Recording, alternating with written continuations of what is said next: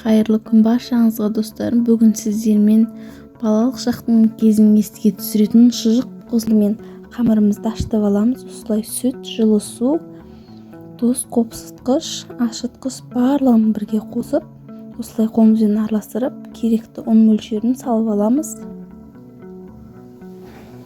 Осылай жұмсақ етіп илейміз.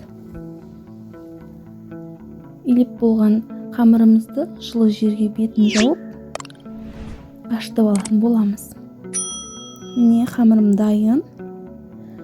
Қамырым ашып дайын тұр екен. Осылай барлығын шарамыздан алып, барлығын бір көлемде етіп бөліп аламыз. Осылай барлығын зуала етіп қойып қоямыз. Менде 6 зуала шықты. Кішкене тұнып тұрсын, оға дейін салмасын барлығын дайындаймыз. Бізге пияз қажет болады. Осылай ұзынша етіп тураймыз. Кішкене осылай қолымызбен мыжғылап аламыз. Және керекті қопсытқыштарды қосып алатын боламыз. Мен қара бұрыш қостым және көк пияз қосатын болам.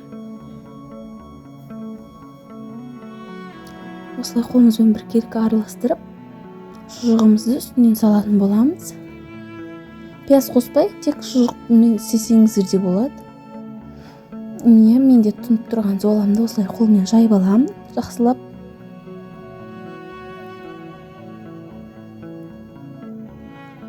Және ортасына жаңағы пиязымыз бен шұжығымызды салып алатын боламыз.